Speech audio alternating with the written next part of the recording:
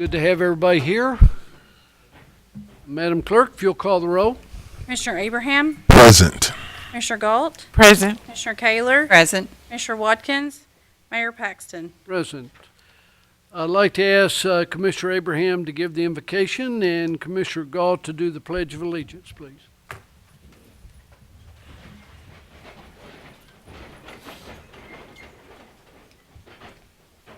Our Father which art in heaven, how wonderful is thy name. Father, we thank you for this day. We thank you for the opportunity to serve. Father, we ask that you be with each and every one of us as we navigate our way through these sometimes troubled waters.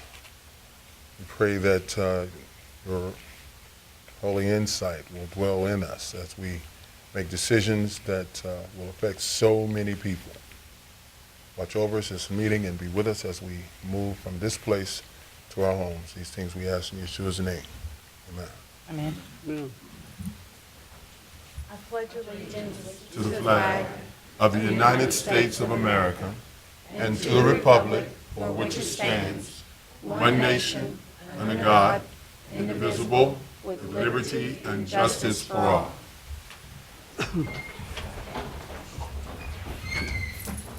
Okay, Mr. City Manager, any additions or deletions? None that I'm aware of. Okay, I have a proclamation to read, but before I do that, I'd like for Carol Foreman to come to the podium to talk about Pancreatic Cancer Awareness Month. Good to have you with us. Very much. Mayor Paxton, City Commissioners, distinguished guests, and Pancreatic Cancer Action Network volunteers. On behalf of the volunteers in Western Kentucky of the Pancreatic Cancer Action Network, we would like to thank you for this opportunity to address the City Commission. The Pancreatic Cancer Action Network is the only national organization creating hope in a comprehensive way through research, patient support, community outreach, and advocacy for a cure. I'm here today because my father was given a death sentence the day that he was diagnosed with pancreatic cancer. He never had a fighting chance. He died 2 months from his diagnosis. Everybody diagnosed with any type of cancer needs a chance to fight. But there's no early diagnostics and there's no treatment options. It's not only my family that has been affected by this disease. It affects our whole community. And it recently did when Mr. Joel Scarborough, a longtime city employee, lost his 29-month battle to this disease. Sarah Bynum, just about 2 months ago, buried her father in Mississippi from pancreatic cancer. And Victor Schradell, I think you know him, he lost his father 1 year ago. And currently, Nellie Groves, Donna Groves' mother, is fighting the fight of her life. And there's many other members of our community who have not come forward and spoken, but I just wanted to share with those the ones that have approached me and shared their story. In fact, estimates predict that pancreatic cancer cases are expected to increase by 55% between 2010 and 2030. An estimated 550 people will die in Kentucky this year from pancreatic cancer. And what's amazing is there'll be 560 people diagnosed, but 550 will die from this disease. Across the country, 37,660 individuals will lose their battle across the country because there are no early detection tools or treatment options. Just 6% of those diagnosed will survive 5 years or more. Imagine this, a room of 100 people. 5 years later, there's 6 standing. That's what pancreatic cancer is all about. We would like to thank the Paducah City Commission for your important contribution to this national fight against pancreatic cancer by declaring November 2011 to be Pancreatic Cancer Awareness Month in Paducah. By this, you are helping us to do the critical work of making the public aware of this disease and its truly lethal nature. We hope by working together with you, we will be able to continue to raise awareness, support patients and their families, raise funds to find a cure through both individual contributions and federal funding and legislation. I would be happy to answer any questions you might have. I encourage you, and we left a little packet with you, to go to the website www.pancan.org for more information, or we have a toll-free number. We can give you information about pancreatic cancer, our organization, our mission, the research that we fund, and the comprehensive no-cost patient information that we provide. I would personally like to invite every one of you to be a part, register and be a part of the National Purple Light Vigil for Hope. We'll be having this at Lourdes Hospital at the Marshall Niemer Borders Pavilion Room on November the 20th at 4:30 p.m. This is an opportunity for us to remember those that have died and honor those that are fighting this disease. So I hope that you'll all plan to join us. We do ask people to register so that we can have a count of people. Again, I thank you for supporting our cause and helping us spread awareness about pancreatic cancer. Thank you, Carol. Any comments or questions for Carol? Yeah, Commissioner Kaler. I would just like to say that I have a personal experience with pancreatic cancer in my family. My brother had surgery approximately 2 months ago.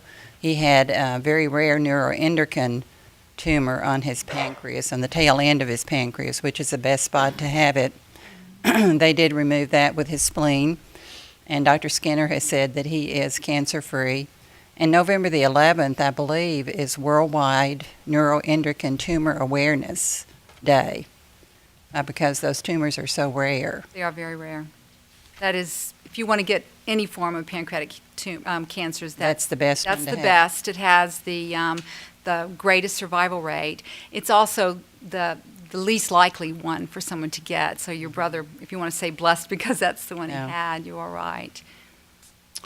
Anybody else have any comments for Carol?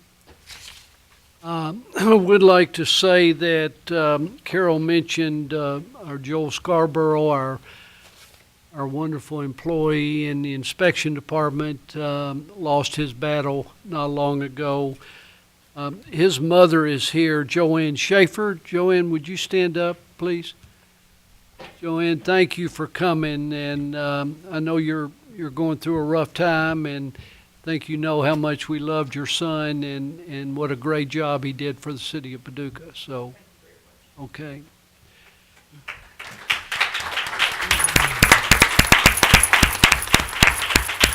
Carol, I'd like to read this proclamation and present this to you, if that's all right. To all to whom these presents shall come, whereas pancreatic cancer is one of the deadliest cancer and is the fourth leading cause of cancer death in the United States. There is no cure, and there have been no significant improvements in survival rates in the last 40 years.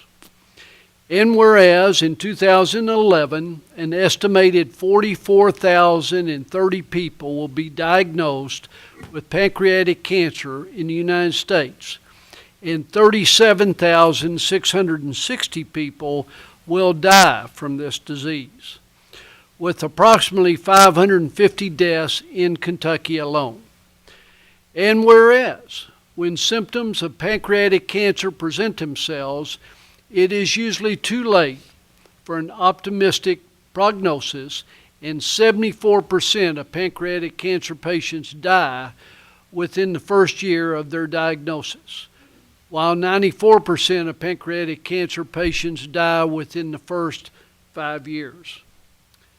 And whereas the federal government invests significantly less money in pancreatic cancer research than it does in any of the other cancer killers, and pancreatic cancer research constitutes only approximately 2% of the National Cancer Institute federal research funding, a figure far too low given the severity of the disease. its mortality rate, and how little is known about how to arrest it. And whereas the Pancreatic Cancer Action Network and its affiliates in Paducah, Kentucky support those patients currently battling this cancer and are committed to nothing less than a cure. Now, therefore, I, William F. Paxton, Mayor of the City of Paducah, Kentucky, do hereby proclaim the month of November 2011 as Pancreatic Cancer Awareness Month. We appreciate all that you do. We appreciate the information you're getting out to everybody. We hope that we can continue to make improvements. So, Carol.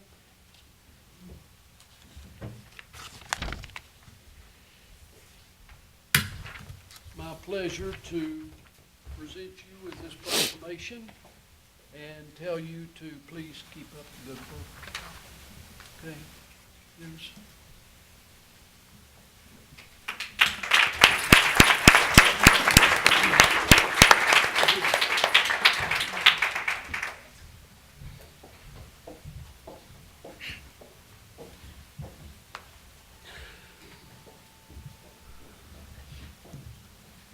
Okay, we've got a spotlight here. Miss Spencer?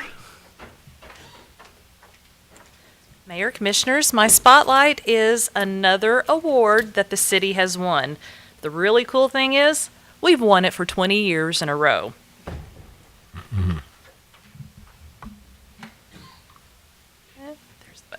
So we've had 2 decades of excellence. And what we have won is the Certificate of Achievement for Excellence in Financial Reporting. This is from the Government Finance Officers Association of Canada, of the United States and Canada. It's a mouthful. And we've received our 20th consecutive certificate. The Finance Department has achieved this. That organization has been in existence since 1906. It really looks at government transparency. The award is for something we call the CAFR. It's the Comprehensive Annual Financial Report. It includes our city audit as well as other documents that are voluntary. And this certificate that we have won is for the fiscal year that ended June 30th, 2010. So we hope to get the 21st one coming up in just a few months for the 2011 fiscal year. The CAFR is a voluntary document. Now, a city audit is required by Kentucky revised statutes, but the rest of the document, the CAFR, is voluntary. It includes several sections, and so there is a lot more information that's in the CAFR that is not required by Kentucky revised statute. The document itself is more than 140 pages long, and Paducah is one of 14 cities in the state that submits a CAFR to the government finance officers. It includes 4 sections: an introduction, the financial section, statistical section, and the audit. So why do something that is voluntary? Well, according to our finance director, Jonathan Perkins, he says it's the seal of good housekeeping for financial reporting in government. Now, the GFOA says it represents a significant accomplishment by a government and its management. And so we've had this accomplishment for 20 years. So what does it mean to a citizen? Well, of course, the audit part's a little bit difficult to read, but we do have 9 years of reports on the city's website. So you can do some comparison and contrasting of it. Now, the introductory section has several pages. It's really good information about the city. It's fairly easy to read. It's just some good background information as well as economic development type information. And another section that's very interesting is the statistical section. It tracks 10 years worth of data in some areas. You'll see a chart that shows 10 years worth of property tax information. Lots of different graphs in there. In looking at this information, this is all about government transparency. Well, in the last week or so, I became aware of an organization called Sunshine Review. It's one of several organizations, it's a nonprofit, that is dedicated to state and local government transparency. And one of the things that they look at is city audits. They do a score of city websites of states and cities by using a checklist. And they look at 10 different points. So I wanted to see the checklist. And the 10 points that they look at, and then I compared it to what we're putting out there on the city's website, which there's always room for improvement, but the transparency checklist includes a budget, Must have the current budget on there, and you get some bonus points if you have previous years, as well as some other information. We have 9 budgets posted on there. We have 9 years of our budget so that people can look at. And our budget is a very lengthy document with the city manager report section, the ordinance, as well as all the breakdown between all the departments. It's more than 300 pages. It's very lengthy and very thorough. Another thing that they said that you need to have on your website, public meeting notices, agendas, minutes. We've got that. We've got agendas, minutes, videos of the city commission, highlights of the city commission meetings, as well as agendas and minutes of several of our planning boards. And the planning commission, we even post the videos of the planning commission online so people can watch those meetings.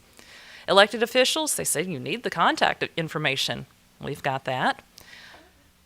Administrative officials said you need the contact information for them. Well, we have our department directors as well as other staff listed on our city's website. Building permits and zoning. They said at the very least you need to be able to download permit applications. We have various inspection and planning permits and applications that are available online, so people can download them.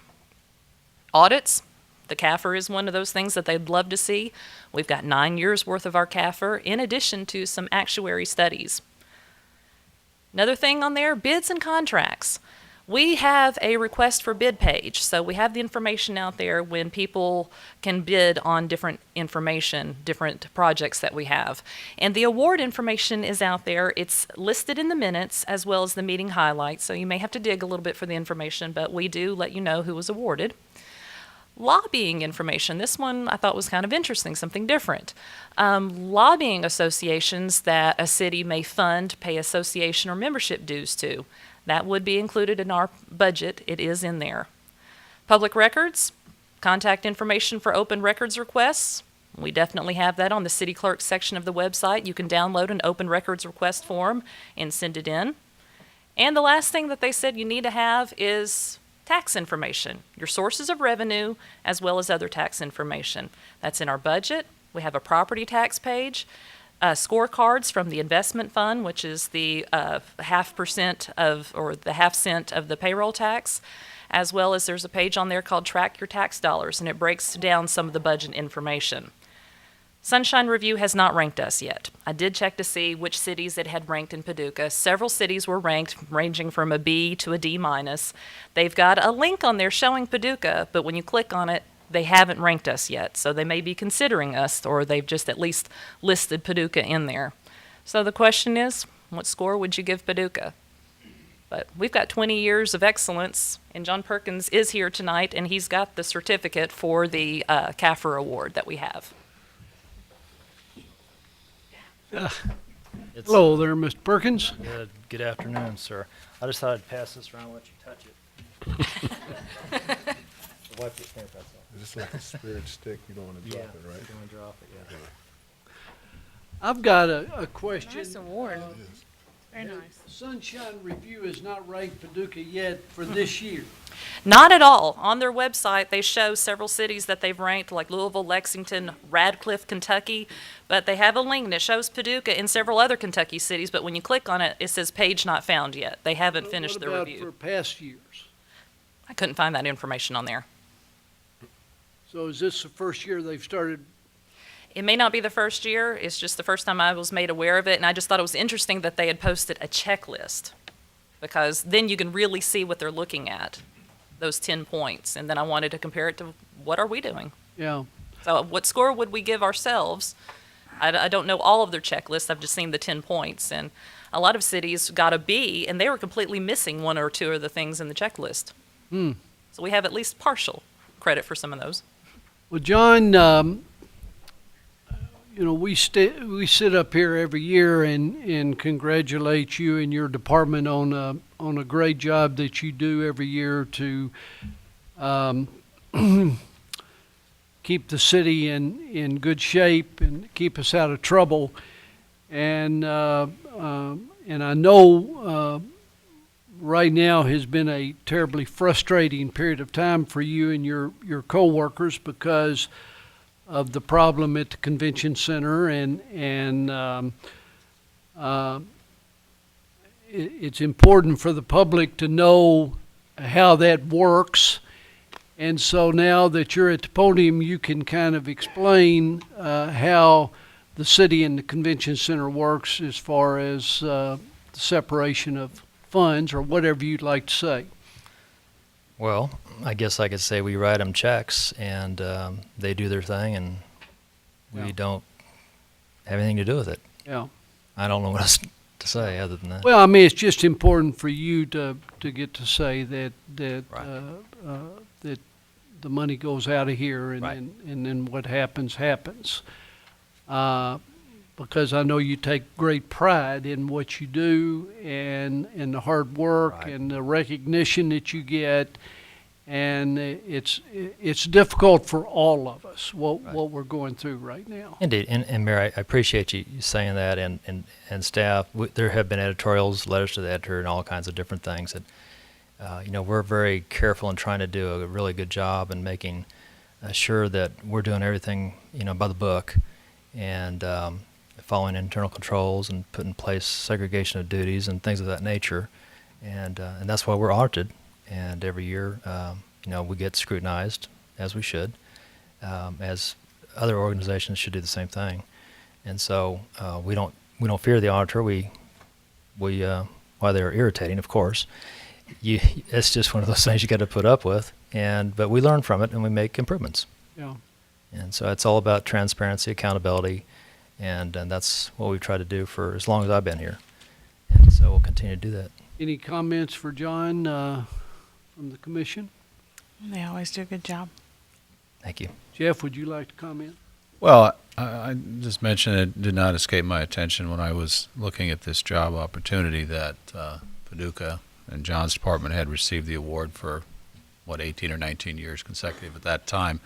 I first became acquainted with this way back in the early 80s and back in the days when I was actually a finance officer and went after this award and received it way back when. And so I understand the significance of it and the accounting term that predates the term transparency is called full disclosure, and that's the standard that has always been out there. And it was recognized that a CAFR attempts to go beyond that, I guess, in two respects. Number one, putting information out in layman's terms so the layman can understand it and be interested in learning about it.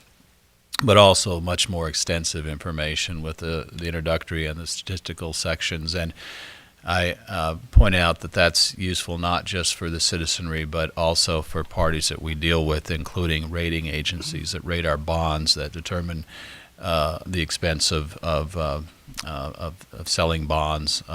It's important for other investors in the community.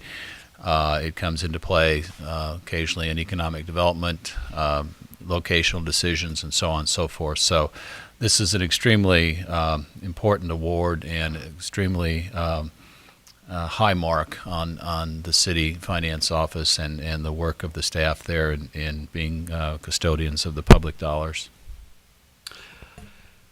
The our latest ranking for our bonds just went up this past year.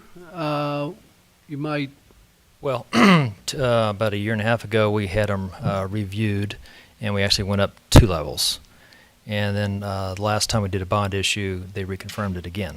And so we have not dropped. We just continue to rise. And a large part of that review is because of the CAFR information. Not only just maybe one time is good, but 20 in a row is pretty impressive. So the way our bond rating affects our constituents is that we're able to borrow money for a better interest rate, Right. which allows that bond to not cost as much, which Correct. means that we don't have to pay as much tax dollars towards the payment of that bond. That's absolutely correct. In fact, on the last 2 bond issues, we actually refinanced them, and between the 2 of them, over the next 13 years, we actually cut the interest that we were going to pay by $1.6 million. So it's well worth it. So by refinancing, we're paying $1.6 million less That's correct. in interest payment That's right. over the term of the bond Yes. because of the excellent bond rating that we have. That's exactly right. Just like at home, if you refinance your mortgage, while interest rates are down, you can get a better rate. Yeah. It was a combination of that and the fact that our bond rating actually went up by 2 levels. I guess at home you look at your credit score. It'd be like your credit score going up substantially, and ours did Yeah. substantially. Okay. Thank you, John. Thank you, Pam. All right, Commissioner Abraham. I move that the readings of the minutes for October 11th, October 15th, and October 18th, 2011 meeting be waived, and that the minutes of said meetings prepared by the city clerk be approved as written. Second. Questions? Madam Clerk? Commissioner Abraham, Aye. Commissioner Galt, Aye. Commissioner Kaler, Aye.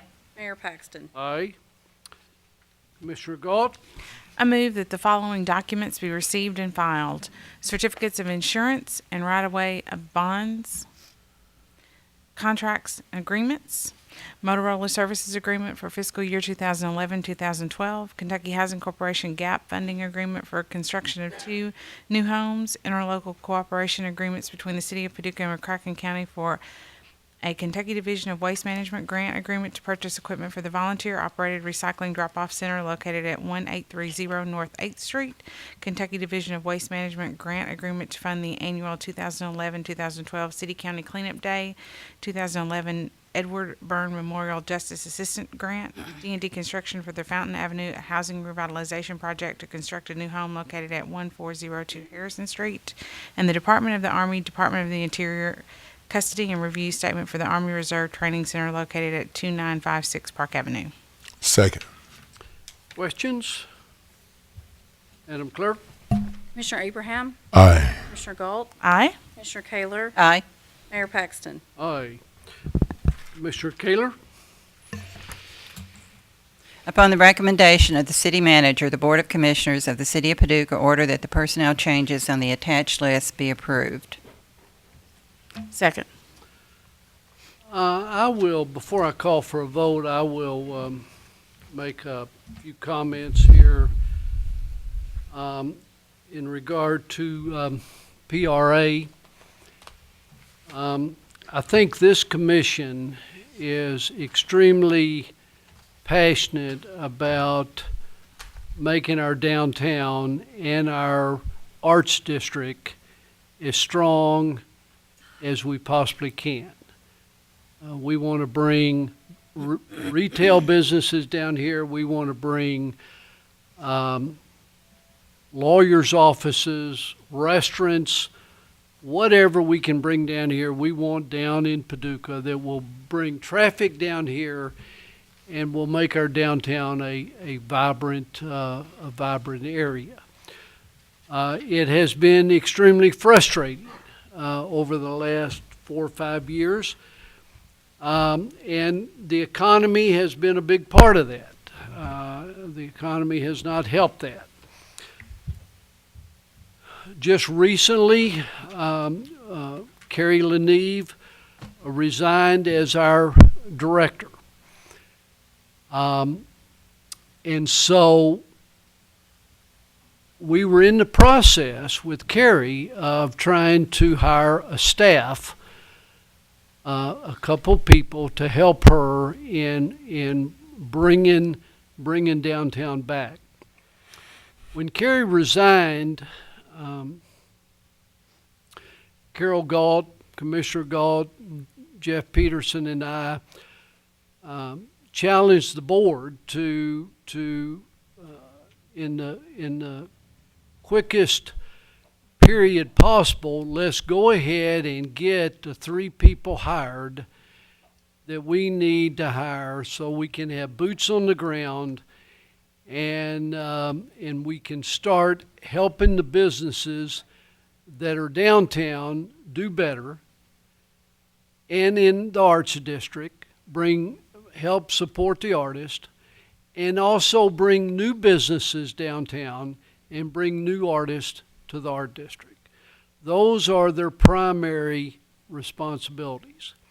And the only way that was going to happen is to quickly go through the vast amount of applications that we have had that have come in, and to pick the best paid people for the job. Carol Gauld and Jeff and I have had a couple meetings with the board, and they responded to that. And they have actually are recommending 2 people tonight for the staff positions. And hopefully in the next week or so, they'll be coming to recommend a new director. Over the last 2 or 3 weeks, Maury, the chairman of PRA, and Cindy Medford, our personnel director, have been pouring through these applications. Spending a lot of time. Maury has been taking time away from her job at Paducah Bank, and they feel like they have 2 great applicants. We have sent to some of you all that have requested the resumes of these people. I have not looked at them, nor do I want to look at them, but I wanted, with Cindy Medford being away from her job here on business, I wanted Maury here tonight to answer any questions that the commission might have. I know that the commission is frustrated. I know the public is frustrated. I know downtown merchants are frustrated. So there's enough frustrations to go around. I still feel strongly that this model is good, and that with the right people here, that this model will work, and it'll work quite well. But until we get boots on the ground, it's not going to happen. So having said that, Jeff, did I leave anything out? I don't think so, Bill. You covered a lot of ground there. Maury, if you'll come to the podium, I would like to throw you to hopefully this polite group of commissioners, and have them maybe ask you any questions that you might have. I don't have a question, but I do have a statement. Of course, I moved to Lower Town before it was the artist relocation program, and we still had the drug deals going on down on the street corner, and so I've seen it change tremendously and grow into a beautiful, vital neighborhood once again. And I just wanted to say that out of the 41 artists that originally came and have been part of this program, out of the 41 and $30 million in investment, we have 28 of them still here. Now that is good. That's almost 80%. And I'll add. I mean, what odds do you have of that in any kind of program? That's a big success story. I just wanted to brag on my neighborhood a little bit. And Maury, excuse me again, but that brings up, of course, the newspaper said that the city and PRA invested $30 million in Lower Town. That is absolutely wrong. Private investment. Private The investment. city invested roughly $200,000 a year over 10 years for somewhere around $2 million.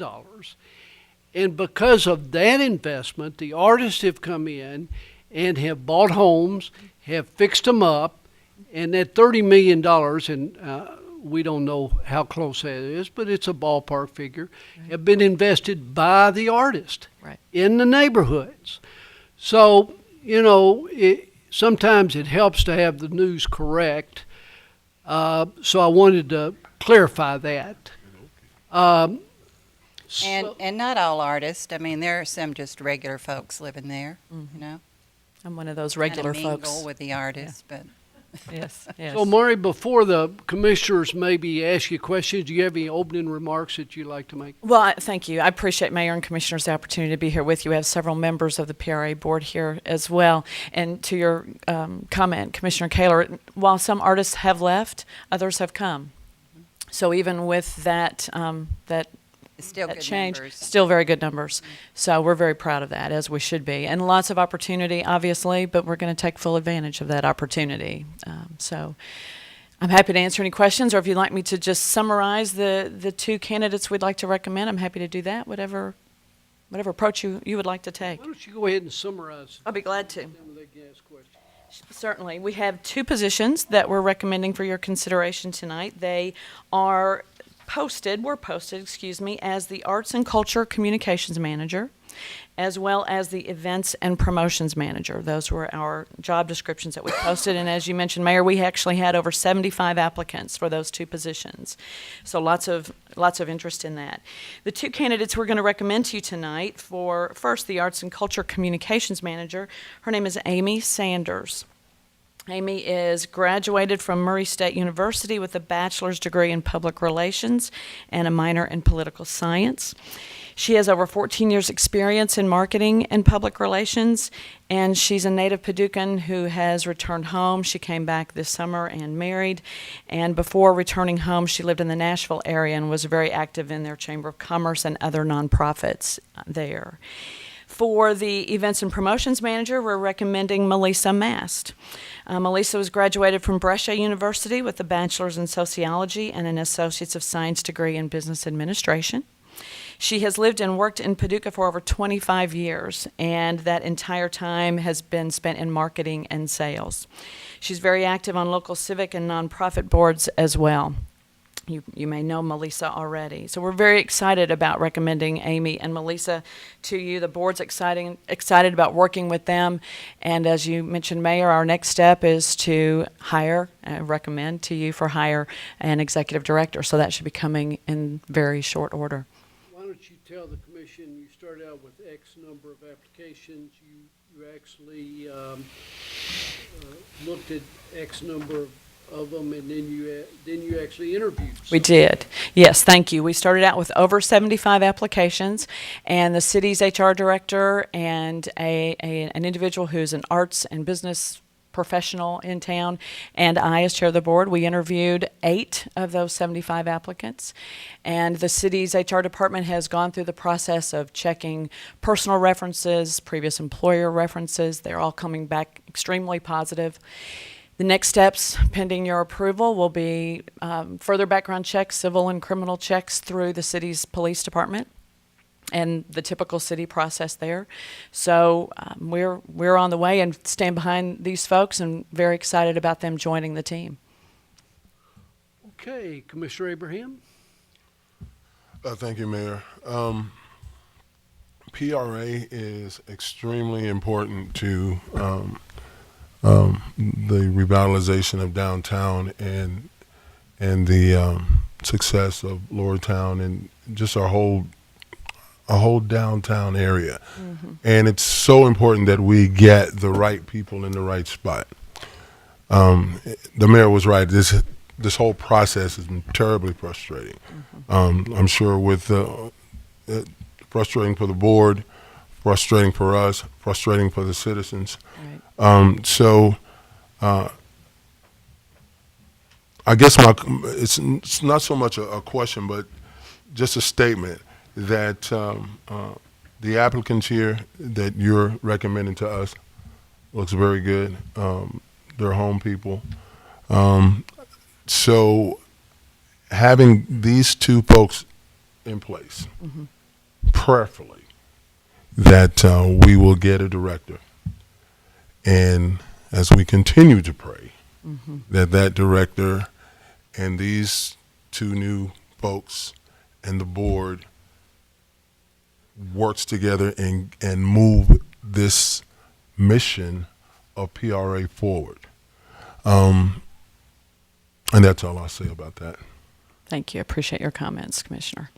Commissioner Galt, appreciate your help with all of this. And so Well, would you like to share any comments that you might have? Well, I thought there for a moment when you said this group of polite commissioners, if you were leaning there a little bit towards me, because the mayor and I have not always agreed on this subject, as you all know, and Don't want to leave any bases untouched. That's right. That's right.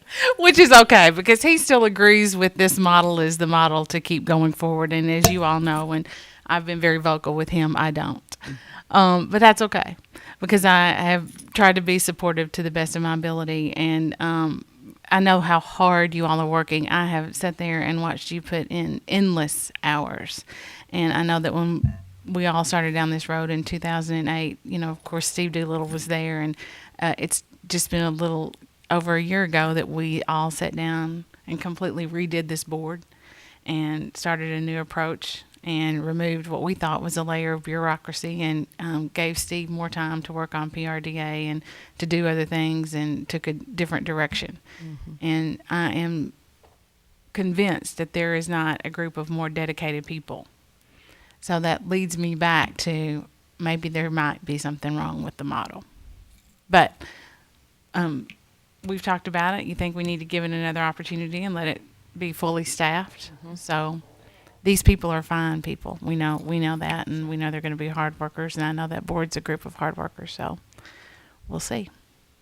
Thank you, Commissioner. Thank you, Appreciate Commissioner. Appreciate your comments. that. Commissioner Kaler. I've had a few issues with the way it seems like we've got the cart before the horse, or the horse before the cart, with hiring the two staff people before we have a director on board. However, I had a conversation with the city manager today, and he explained it a little bit better to me how this will work. And I don't know if you can explain it better than I can, Jeff, but even though, we hire these two staff members tonight, they really will not actually come on as employees until December. And hopefully, before they come on, we will have a director in place. Because I think it's very important to have that director there before these two staff people come in. I'll just do you- jump in front of the city manager if you don't mind. That's a valid point. And the plan is to have the three of them start really together so that they are starting along with our office manager as a team at the same time. As the mayor described earlier, we had an executive director.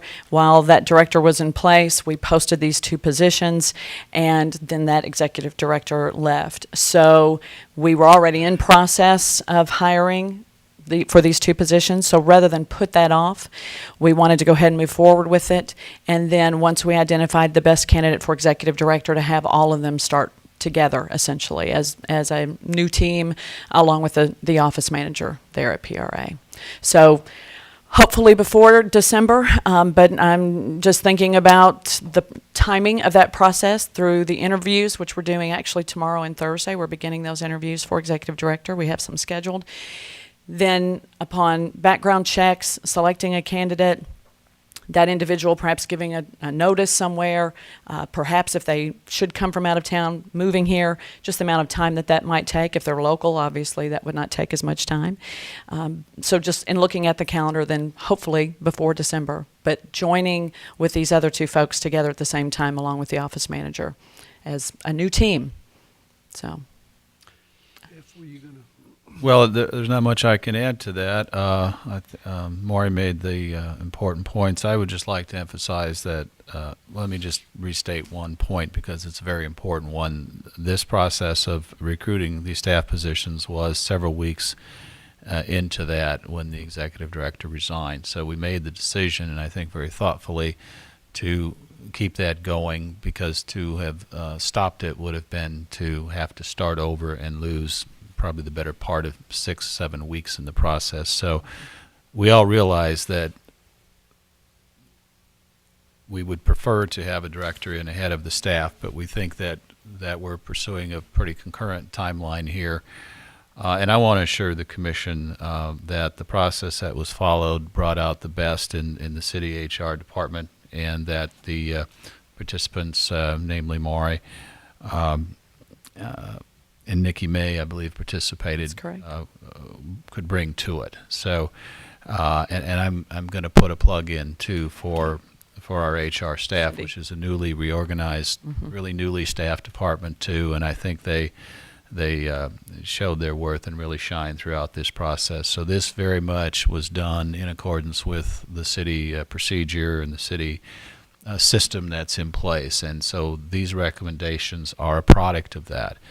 And for all of the frustration and all of the wonderment about what might have occurred over the past several months if the staff had been in place, I continue to feel and will once again state that until the staff was in place, I don't believe that the expectation for productivity could have been as high as what we would have liked. So we think, very shortly going to be there.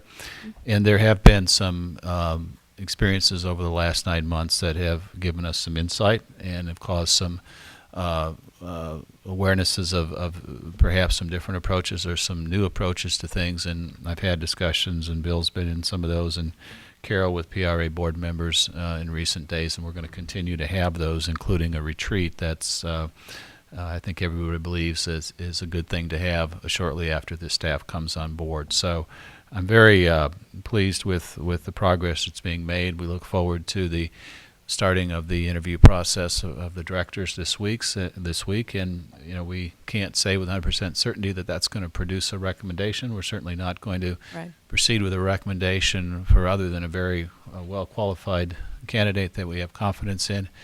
And hope is not a strategy, but hope and prayer are good things. So we'll use some of both, and perhaps there will be a recommendation for a director 2 weeks from tonight.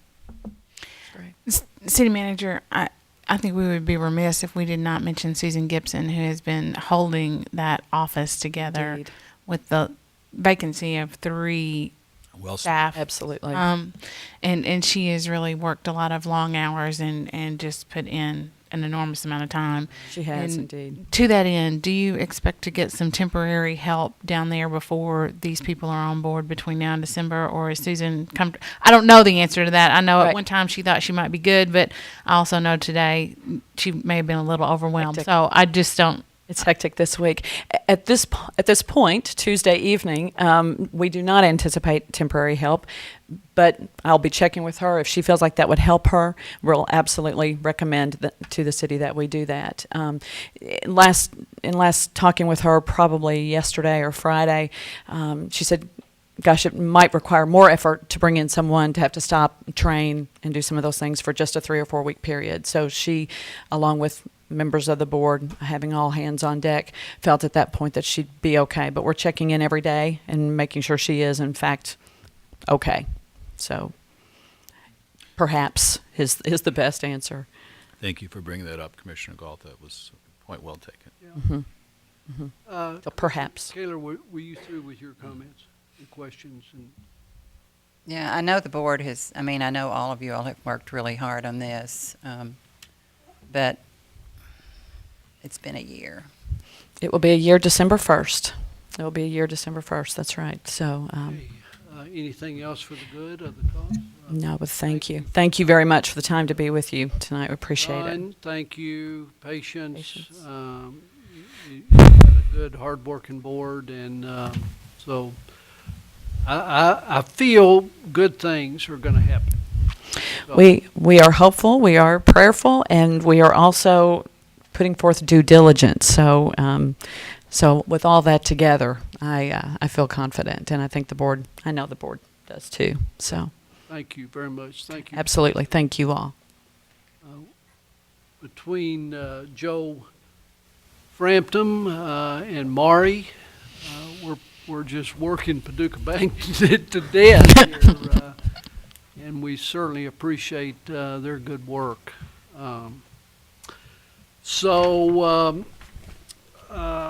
Mr. City Manager, any other comments on the rest of the personnel action?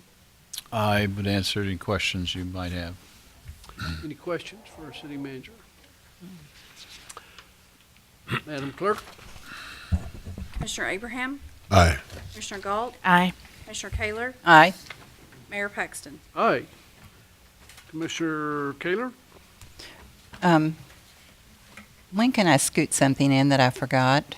Right now? Can I do that right now? Sure. Ronnie, if you'll come on up, I'm sorry I didn't call you up right away. I asked Ronnie to come tonight because I had a call from a citizen, and she was very frustrated because she thought it was sad that there's no place in Paducah to take your hazardous materials. And, of course, I was aware we do the free dump day, but I thought that was just free. I thought during the year you could take it somewhere and pay for it even, but no. So Ronnie's going to tell us a little bit about this, and I think Pam's going to put it on the website too for Absolutely. folks. We've done some research, things that you might have around your house, such as motor oil, things like that. A lot of your local parts stores, Walmart, places like that will take that for free, up to like 50 gallons a year. Paints, automotive and household paints, if it's in like a gallon or a quart container. We talked to the EPA yesterday, and they recommended if anybody has anything like that at their house, just open the lid, let it dry out, then you can throw it away, as long as it's not in a liquid form. Things such as batteries, paint thinners, gas antifreeze, things like that has to be professionally disposed of, and it's not cheap. And there's no one, like I say, that'll take that for nothing. The EPA actually has a website. It's waste.kentucky.gov. And I'm going to give this to Pam so she can post it on the city website. You can go on there and it tells you step by step how to get rid of these things and who to call. There's local vendors that will pick it up. I do recommend that if you have to have it professionally hauled off, that you make sure you have a reputable vendor. There's a law out there that's called the cradle to grave clause. You're technically responsible for a chemical if you have it hauled off until it is disposed of. So if you hire somebody to haul that off for you and they have a wreck and spill it, you're still responsible for it.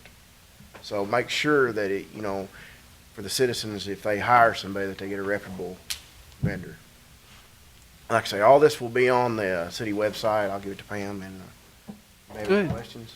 Any questions for Ronnie? Well, I didn't tell, the reason I asked Ronnie to do this is the lady that called didn't leave a number and didn't give me her name. So I thought maybe she would either see this program or it might be in the newspaper. So thank you so much for doing that. Confirm to the fire department, we can steer them in the right direction. So, Thank you. Thank you. Okay. Appreciate it. Also, I see in the audience Deputy Judge Doug Harness. Appreciate you being here, Doug, and the city manager, and Judge Newberry, and myself, and the Convention Center Board have been working together to try to get through all of this, and I think we're all cooperating. We're all on the same page. Billy, So, Billy's here tonight. yeah. And Board Member Bill Thistlewood is here with us tonight. Appreciate you being here. So Doug, appreciate you coming tonight. Okay, as we move through, Commissioner Abraham? Wait a minute. Me. It's Commissioner Kaler, excuse me. I move that I'm reading Gerald's, is this? Yeah, you're reading Gerald's. I move that a municipal order entitled a municipal order amending municipal order number 1570 entitled a municipal order appointing the Budget and Human Resources Administrator as, that's not the same. No, we're on 3B. That's correct. Is It she is? reading the right one? The HUD title? Yeah. Mm-hmm. Okay. Resource Administrators is Title VI and Section 504 Coordinator in order to comply with the Title VI of the Civil Rights Act of 1964 and all requirements imposed by the regulations of the U.S. Department of Housing and Urban Development, Department of Justice, and Kentucky Housing Corporation to change the appointee from the Budget and Human Resources Administrator to Director of Human Resources be adopted. Second. Okay, That's basically it. We're filling a vacancy that was made when the former Human Resource Director resigned, and we're just tying up that loose end. Okay, any questions? All right, thank you Okay. very much. Madam Clerk? Commissioner Abraham? Aye. Commissioner Galt? Aye. Commissioner Taylor? Aye. Mayor Paxton? Aye. Commissioner Abraham? I move that a municipal order entitled, a municipal order approving the transfer of a portion of real property located at 3189 Jackson Street to Paducah Independent School District Finance Corporation and authorizing the mayor to execute a quick claim deed be adopted. Second. Now, before you get into this, I just want to know what you and Assistant Chief Barnhill have been talking about back there in the back of the commission chamber. That's probably going to be a lot more interesting than. Actually, it's been pretty important. We take care of business while we're here Yeah. doing business. All right, good deal. We're having an internal meeting. Good deal. This is pretty self-explanatory, right? Mayor, Commission, last week you adopted an ordinance to close an alley. That's a portion of the property adjacent to the new Paducah Middle School. This portion, this quitclaim deed is that half that's behind the Fire Station 4, the Jackson Street Fire Station. It's a 7-foot strip of land, about 140 foot long. So there'll be a common property line behind all of those houses in our fire station, subject to the Paducah Middle School. So what you're doing is you're dedicating a 7-foot strip of land to the school board, so it's all contiguous. Everybody understand that?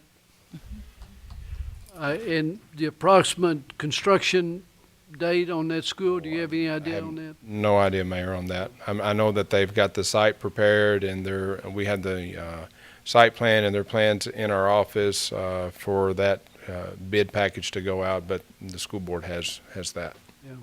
Okay. Madam Clerk? Commissioner Abraham? Aye. Commissioner Galt? Aye. Commissioner Taylor? Aye. Mayor Paxton? Aye. Commissioner Galt?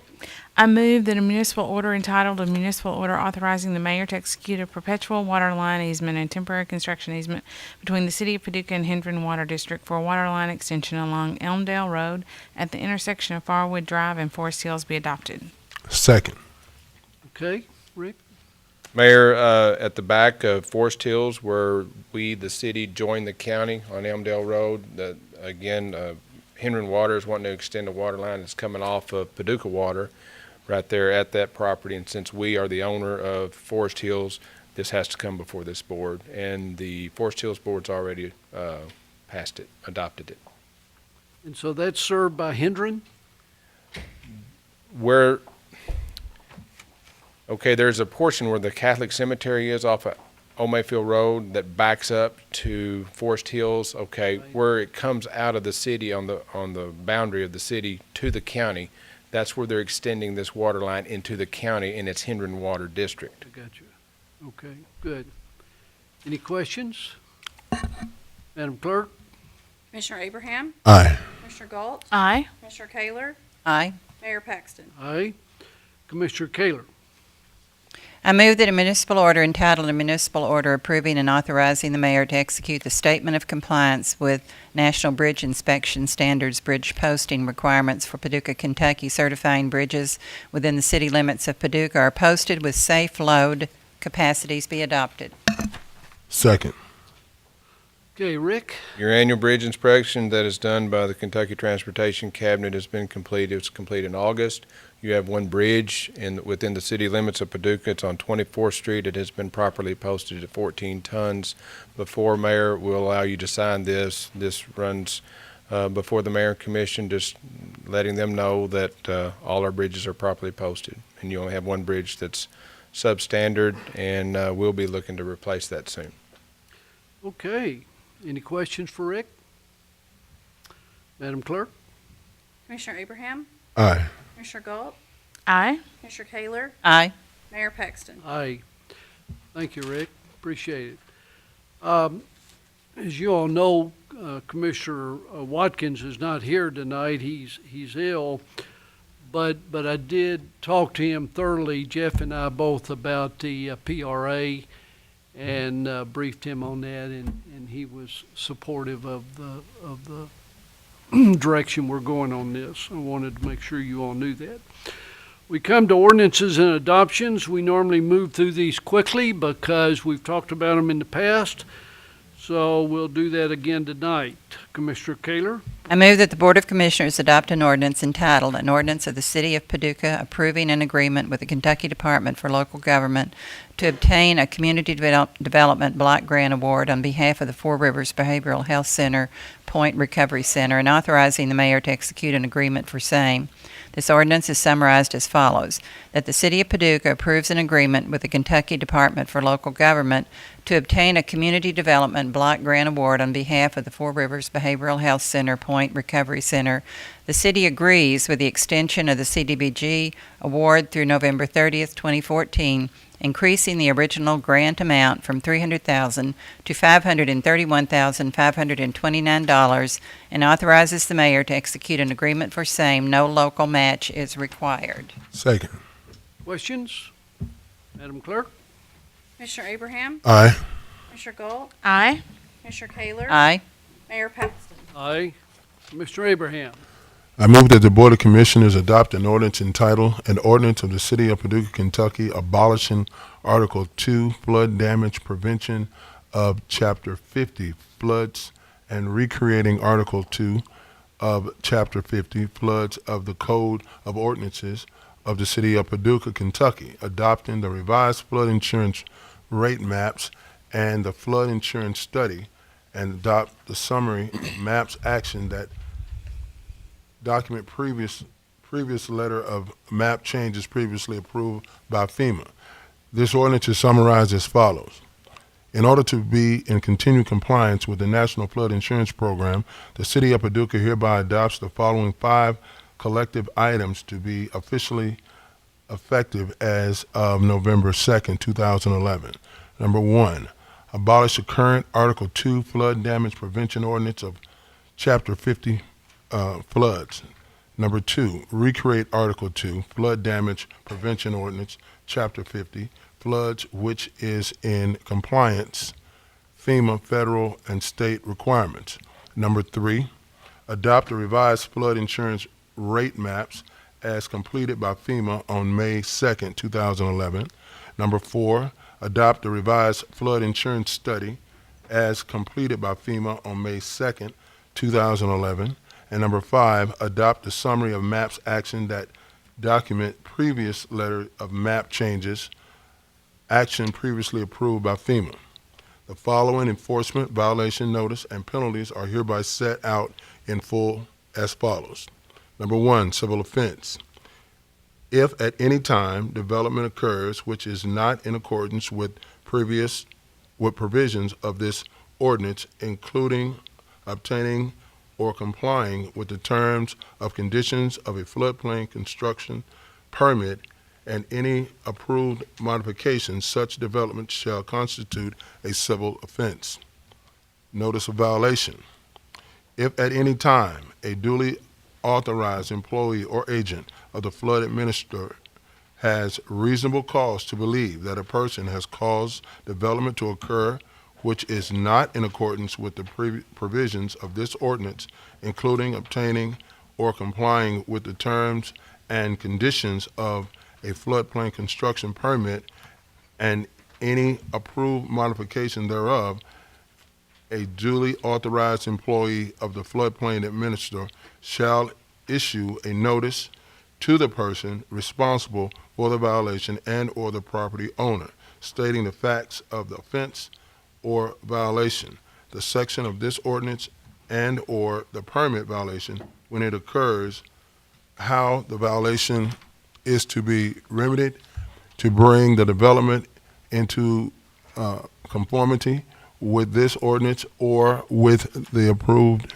permit, and within what period of time the remedy is to occur, which period of time shall be reasonable and shall be determined by the nature of the violation and whether or not it creates a nuisance or hazard. The remedy may include an order to stop work on the development. The notice shall also state that a citation may be forthcoming in the event that the requested remedies and corrective actions are not taken. which citation will request a civil monetary fine and shall state the maximum fine which could impose an occurrence with provisions of the ordinance. Number 3, notice of citation. If at any time a duly authorized employee or agent of the floodplain administrator has reasonable cause to believe that a person has caused development to occur which is not in accordance with the provisions of this ordinance, including obtaining or complying with the terms and conditions of a floodplain construction permit and any approved modification thereof, a duly authorized employee of the floodplain administrator may issue a citation to the offender stating the violation, prior notices of violation issued, how the violation is to be remedied to bring the development into conformity with the ordinance or with the approved permit, and with what period of time the remedy is to occur, and what penalty or penalties are recommended. When a citation is issued, a person to whom the citation is issued shall respond to the citation within 7 days of the date the citation is issued by either carrying out the remedies and corrections set forth in the citation, paying the civil fine set forth in the citation, or requesting a hearing before the governing body. If the person to whom the citation is issued does not respond to the citation within 7 days, that person shall be deemed to have waived the right to the hearing, and the determination that a violation occurred shall be considered final. Penalties. Violations of the provisions of this ordinance or failure to comply with any of its requirements, including violation of conditions and safeguards established in connection with granting of variances or special exceptions, shall constitute a misdemeanor civil offense. Any person who violates this ordinance or fails to comply with any of its requirements shall, upon conviction thereof, be fined no less than $500 per day or imprisoned for not more than 90 days or both, and in addition shall pay all costs and expenses involved in the case. Each day such violation continues shall be considered a separate offense. Nothing herein contained shall prevent the floodplain administrator from taking such other lawful actions as is necessary to prevent or remedy any violation. Okay. Second. And we have a motion to amend that ordinance, and I believe Commissioner Galt has that.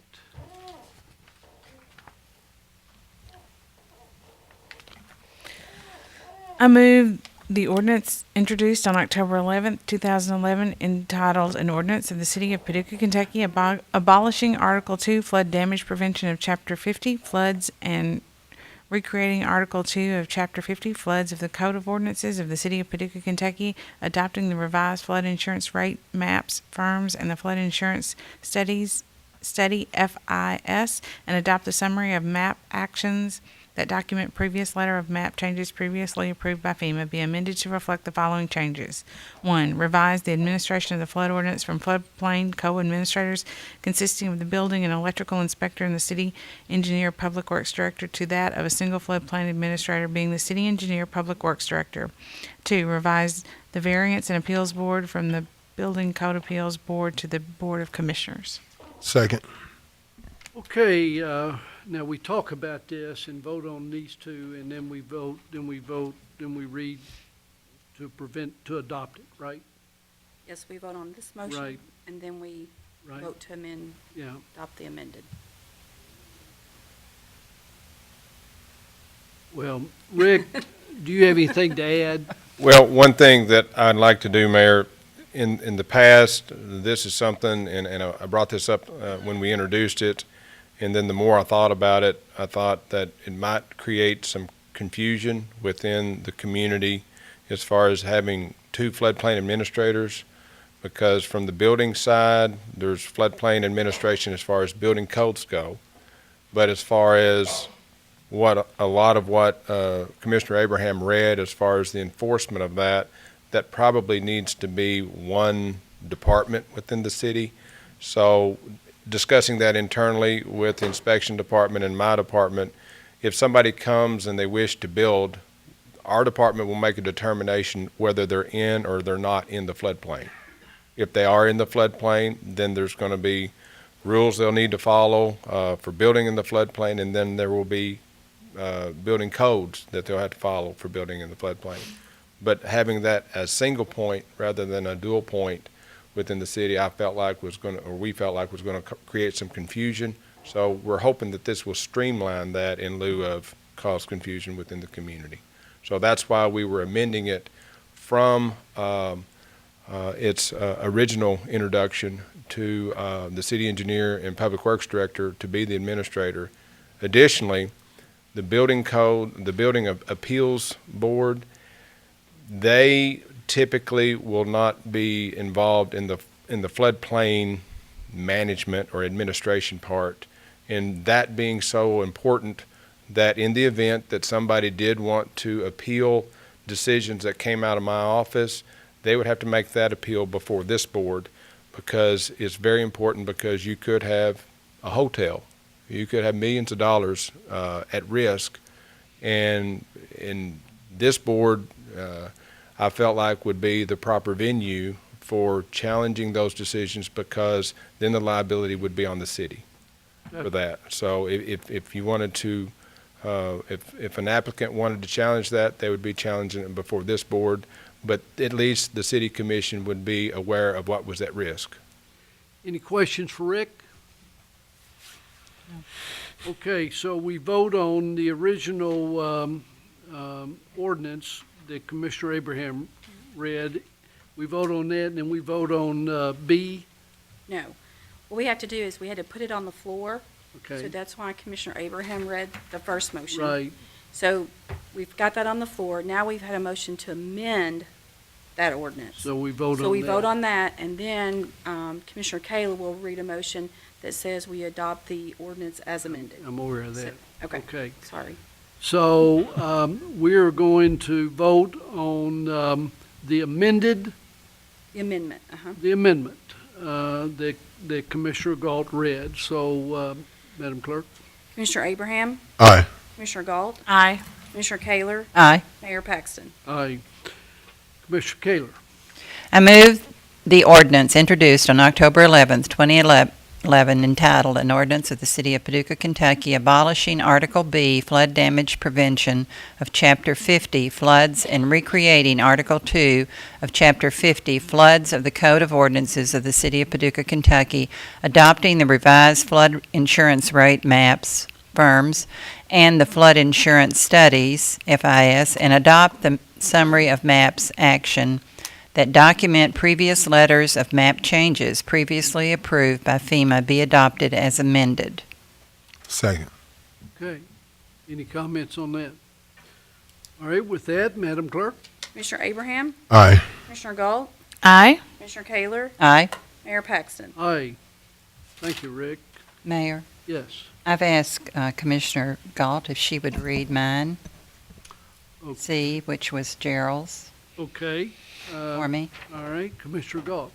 I move that the Board of Commissioners adopt an ordinance entitled, an ordinance rescinding ordinance number 2010-67700 and adopting the City of Paducah, Kentucky revised annual budget for the fiscal year July 1, 2010 through June 30th, 2011 by estimating reviews and resources and appropriating funds for the operation of city government.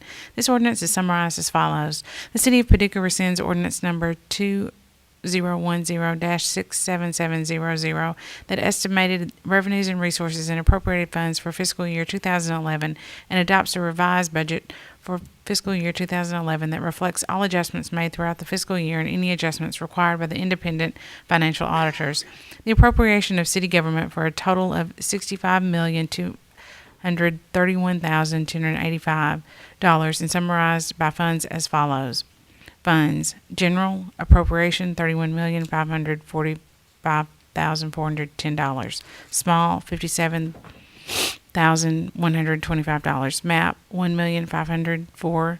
$980. Investment, $4,578,645. CDBG, $339,645. Home, $368,890. Telecom, $240,285. E911, $1,562,195. Court awards, $64,515. Debt, $2,880,270.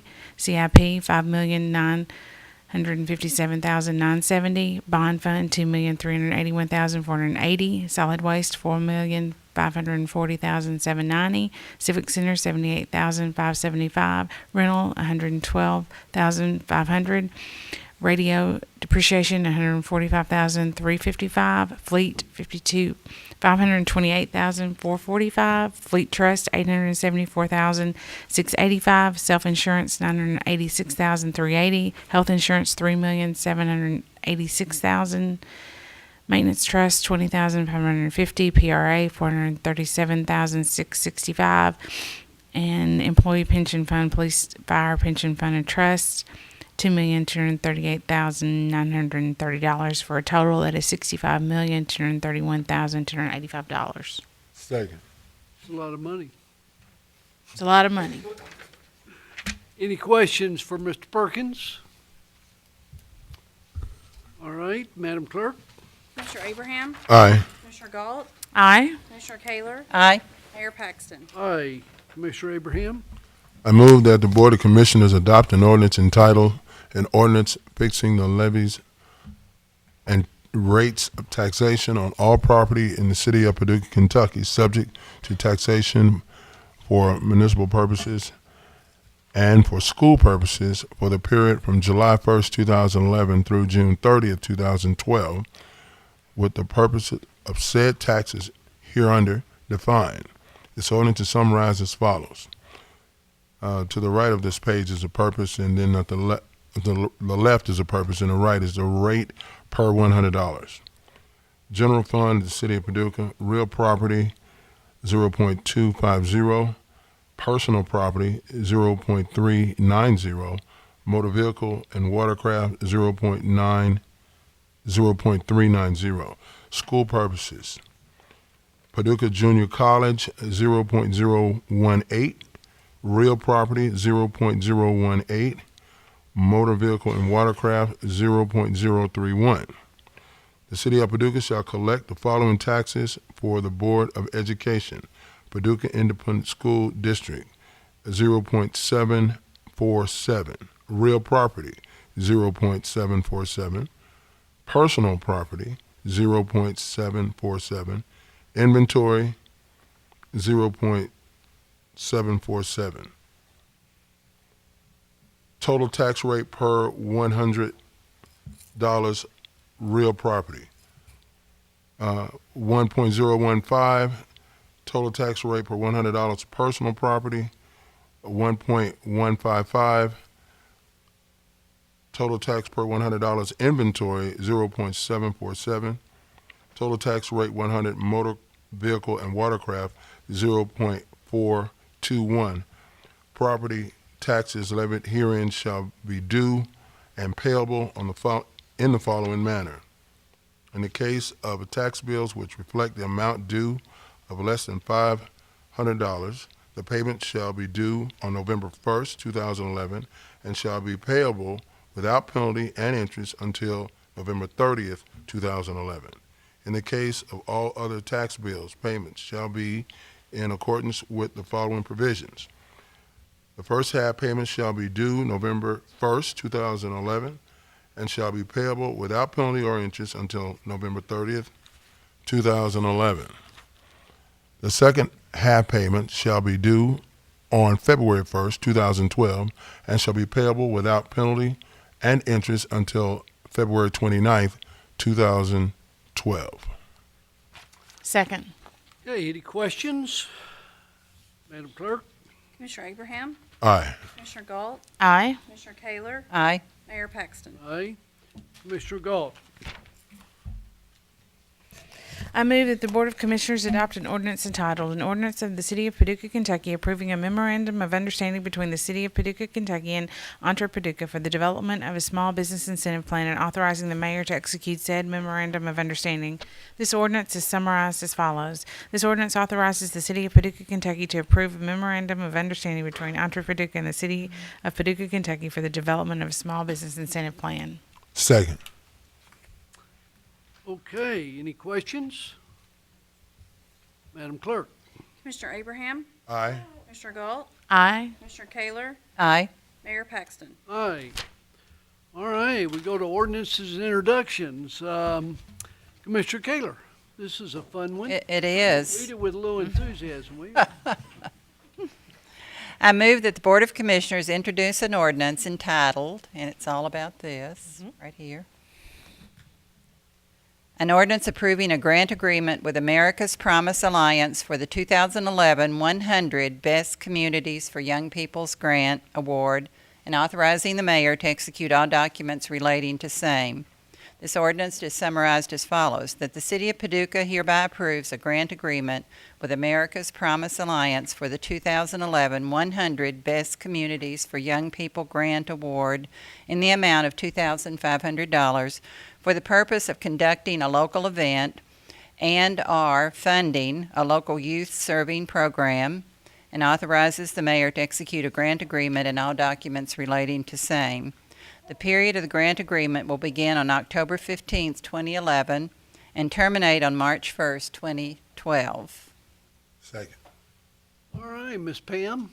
This is a grant award that we had two options. We could either hold a large celebration or use the $2,500 and give it to a local organization for a youth program.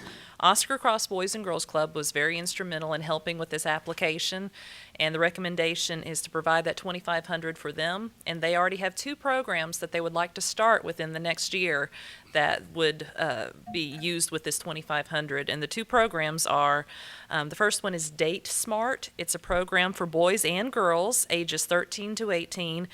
And it's to help them examine their feelings and learn ways to have smart dating and relationships, to build awareness on dating, sexual, or domestic violence, how to prevent those things and be aware of it, and how to help other friends and family members who may be undergoing something like that. It also trains the staff at Oscar Cross in how to connect families and teens with local resources. So that's one program, Date Smart. The other one is called Passport to Manhood. It's a program for male club members ages 11 to 14.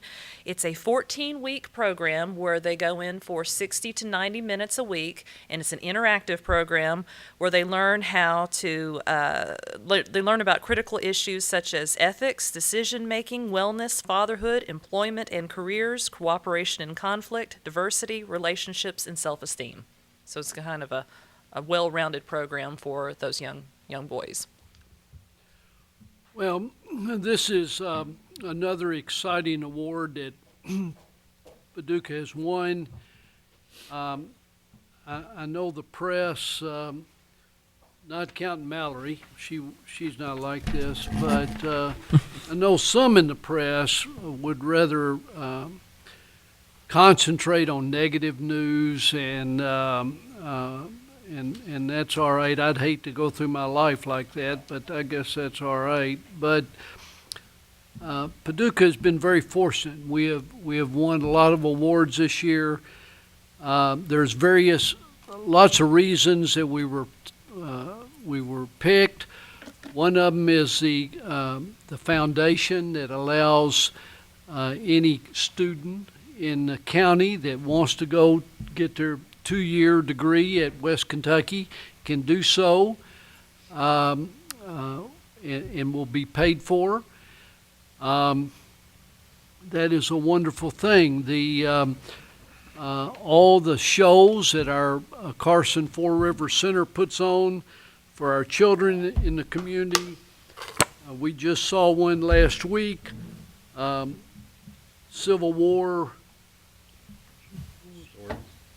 stories? Voices. Voices, Civil War Voices. The place was packed with kids.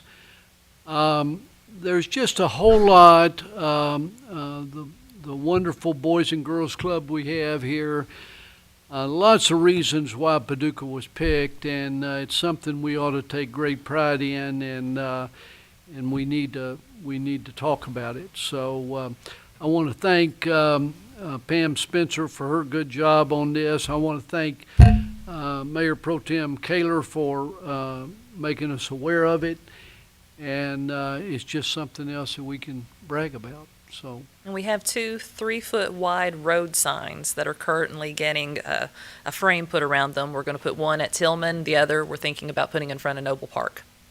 So, and it'll look just like the award statue there with the seal that says 100 Best Communities. Wonderful. And we can apply for this year after year. Every year until, I think there's only about 5 more years on the program. And there's one city that's won it 5 years in a row. Was it in Virginia? I can't remember. So we'll apply for it again next year. We will. I've already started taking notes on different programs and things that I'm hearing about that I didn't know about when we did this application earlier this year. There's some other things that I'm starting to see, like articles that are in the paper. I'm like, oh, that's a program I didn't know about. I'm going to add it to next year's application. Good. Thank The you. state of Kentucky had how many cities? It was about 5 or 6. Yeah, Several. Big number. Compared to some other states. Yeah. I think 39 states had cities that received awards. Okay, thank you very much. Commissioner Kaler? I move that the Board of Commissioners introduce an ordinance entitled, "An Ordinance Approving Amendment Number 4 to the Frequency Reconfiguration Agreement between the City of Paducah and Nextel South Corporation for rebanding of the 800 megahertz, is that megahertz? Yes.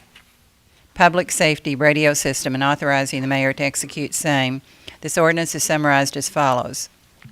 That the City of Paducah approves Amendment Number 4 to the Frequency Reconfiguration Agreement between the City of Paducah and Nextel South Corporation for rebanding of the 800 megahertz public safety radio system, and authorizes the mayor to execute a contract for same. Second.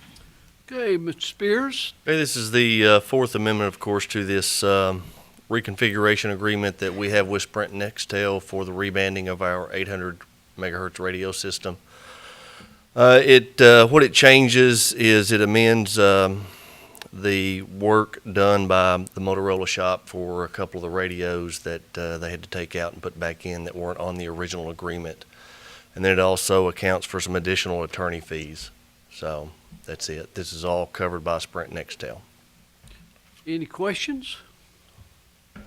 All right, thank you. Thank you. Good job. Commissioner Abraham?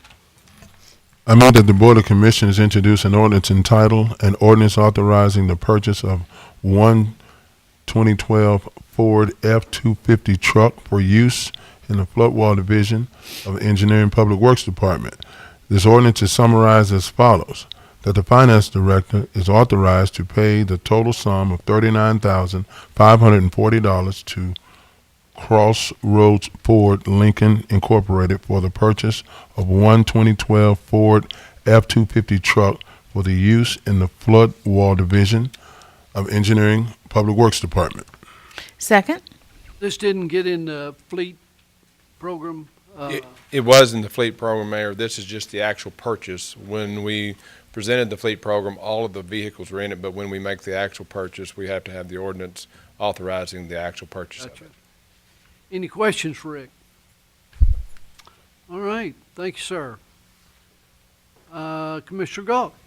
I move that the Board of Commissioners introduce an ordinance entitled, "An Ordinance Authorizing the Mayor to Execute a Contract with Peel and Holland Consulting to Provide Consulting Services for Administration of the City of Paducah's Health Insurance." This ordinance is summarized as follows, that the Mayor is hereby authorized to execute a contract with Peel and Holland Consulting in the amount of $65,000 payable in 4 equal installments of $16,250 each for consulting services on issues pertaining to the administration of the City of Paducah's health insurance. An additional fee of $200 per hour, subject to a minimum retainer of $5,000, will be charged for services requested by the city or the city's legal counsel. This contract is for the 2012 calendar year. Second. Missy, sorry you had to sit through all this. You're I wondered why I dead was last. Yeah. Tell me what I did to you. Nothing, you're just the lowest person. Yeah, it's Oh, well, that's true. Tammy you made mad. So go ahead. what do we have here exactly? We are asking that you do authorize the contract between Peel and Holland. We have been working with Greg Carlton since July of 1999, and we have utilized his services, and he's helped our benefit program a lot. Great, great. Any questions for Missy? Amen. Okay, thank you. Appreciate it. All right, we'll go on to city manager's report. A couple things I was going to mention we've already covered. So, thing I'll mention, we have a draft settlement agreement on the elusive mussels situation for the Riverfront Development Project that is about to be placed before the petitioners, and if we have concurrence as we expect today, hopefully that'll be on your next agenda. The only other thing I have, I'm going to ask Mark Thompson to come forward and share with you and the public, because I think you already know a little bit of information about a couple of major events taking place in Paducah on Saturday. Steve Irvin is here as well. Thank you, Steve. Thank you, Mayor, Commissioners, City Manager. We're excited about our grand opening of the Paducah Recreation Center, formerly the Margaret Hank Life Center, that we purchased this past summer, and we have been getting it ready for our grand opening, which is going to be Saturday at 4:30. And we've got a lot of activities going on besides that we're going to be surrounding it. We're going to have basically a dedication of the building. Then we're going to have all kinds of activities around Fall Festival in the Fountain Avenue area.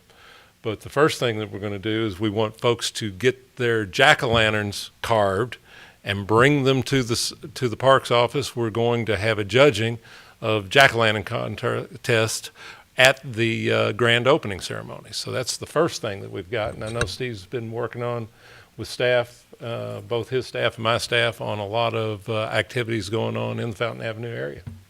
Is there an age limit on the jack-o'-lantern? Absolutely not. We don't discriminate by age. Thank you. Immediately following the grand opening, people can come down to Lang Park. We're going to have hay rides with the Parks Department. We'll have Monsters, Inc. starting at dusk, probably about 6:15. We're going to have some fire pits set up in different areas so people can cook hot dogs, chips and drinks. There'll be lots of different games, cake walks, candy walks, all those types of things for the kids. And the whole thing is free to the public. We want them to come down, enjoy Fountain Avenue, enjoy the new recreation center. So we hope we have a good turnout. We're also working with the churches. They're going to have trunk or treat. They're going to have face painting and all sorts of things, neat things going on down there. So we got our opening of our community center. Yes. And we've got Lang Park. We've got big goings on there. Fountain Avenue Fall Festival. It's all free. So to our TV audience, please come down, have a good time, enjoy. It's supposed to be a beautiful night. We're going to have the roads blocked off from Martin Luther King to Monroe and east of Lang Park for a couple of blocks. And so that way it'll be safe to ride in the hayride and all kinds of fun stuff like that. So I think we're going to have a blast.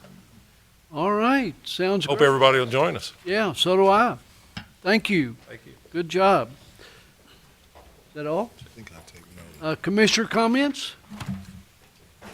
I would just like to mention a couple people in my neighborhood. Okay. We have two people in my neighborhood that have privately renovated 3 homes. And I think that's amazing, that people cared enough about the neighborhood and saw the need and wanted to privately renovate those 3 homes. And I was wondering, could we do something to recognize them? What could we do? Well, we have them at the commission meeting, or we could do the, yeah, we do could a spotlight on We them? could do a plaque, give them a plaque, or those particularly for just the Fountain Avenue people, Steve? Those were designed just for Fountain Avenue. They say Fountain Avenue, but you certainly have something else. Anyway, Pat Herring, that owns Pork Peddler, Pat has invested her money and private money into 3 homes and done a beautiful job. And Bob and Terry Dwyer have also renovated 3 houses, and that's between 2nd and 3rd Street on Madison. So just thought it'd be nice to do something for them, or at least I recognize think that's a them some great way. idea. Maybe we'll just bring them in here and embarrass them one night. Well, we can do that. Give them a certificate of appreciation. Yeah. All right, can you arrange that? Sure. I was down in your neighborhood this morning at one of your good friends who's renovating an apartment building. Oh, it's looking good, isn't it? Yeah, it is. It is. It makes me very happy. I know it does. I know it. This is former Commissioner David Gass. It's looking really nice. We had our inspection people down there, and he's still got a little more work to do, but he has 7 of the 9 apartments rented. 7 of the 9, and could very well have all 9 of them rented. So, yeah, it's been a little of a 10 challenge. years. Huh? 10 years. Well, I don't know if it's been 10 years or not. It's been a long time. Okay, I got a little note from Bill Thistlewood. Bill, you want to come up?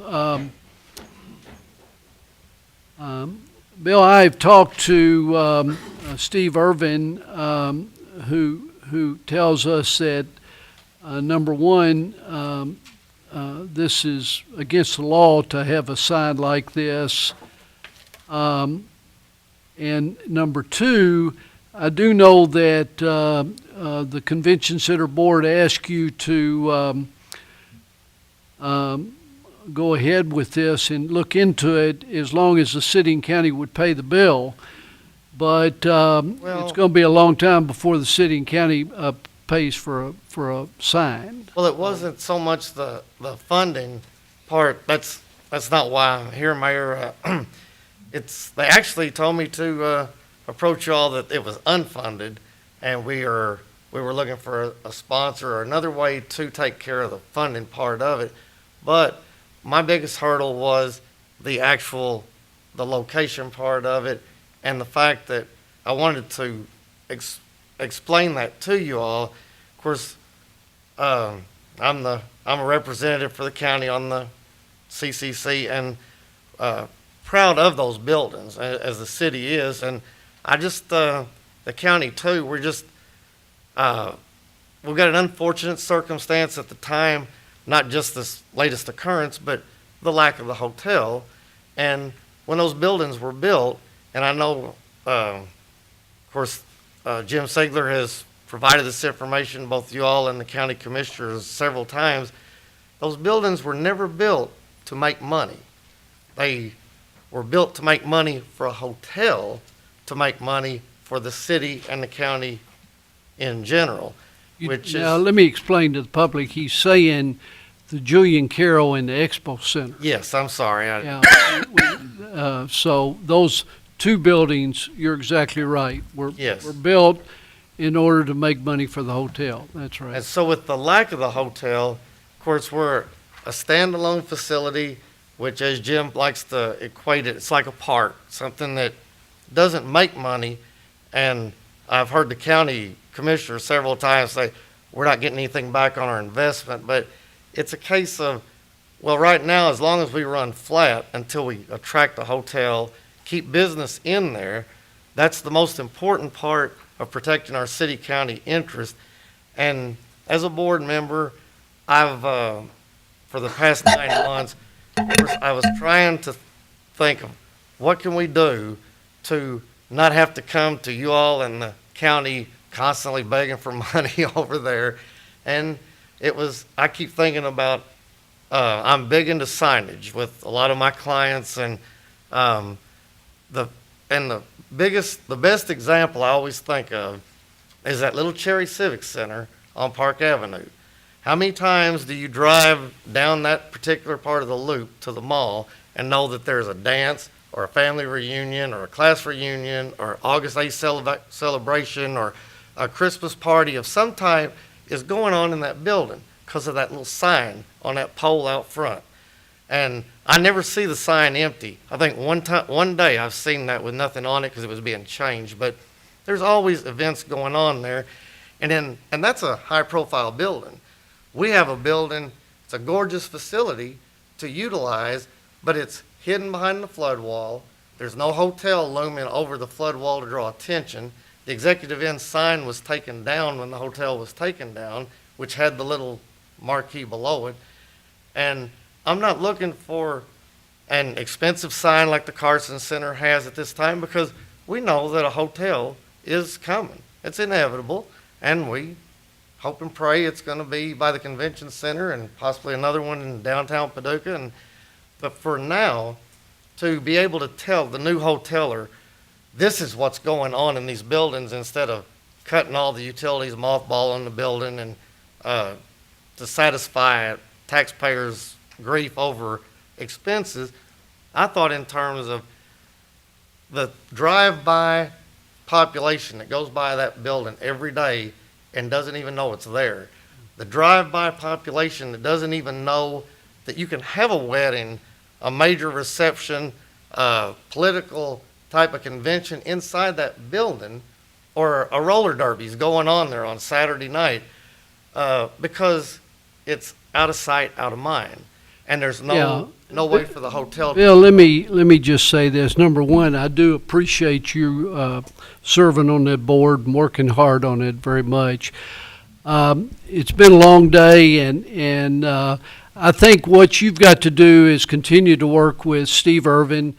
We have directors who, we're not going to overrule him. You need to continue to work with Steve and the Convention Center Board.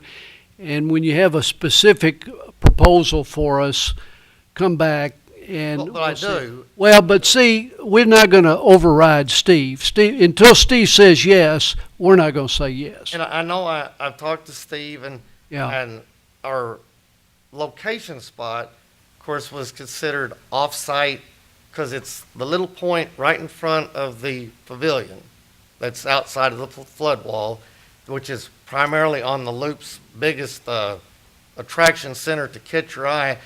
The convention center owns a little piece of property further down, as Steve pointed out to me, but we drove by there and it's like you kind of miss it by the time you get to it. Yeah. Well, that little point, when I went down there with Tom Troutman, and he made these signs for me to present to you all and so forth, and gave me the type of letters that are interchangeable. It's a lighted sign at a 45 angle on a pole.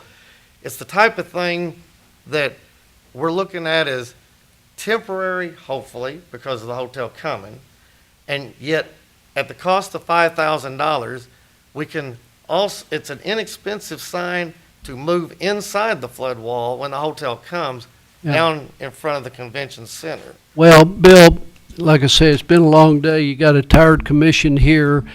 And so just continue to work with Steve and the powers to be and see what you can work out. Appreciate your commitment and your enthusiasm, and thank you very much.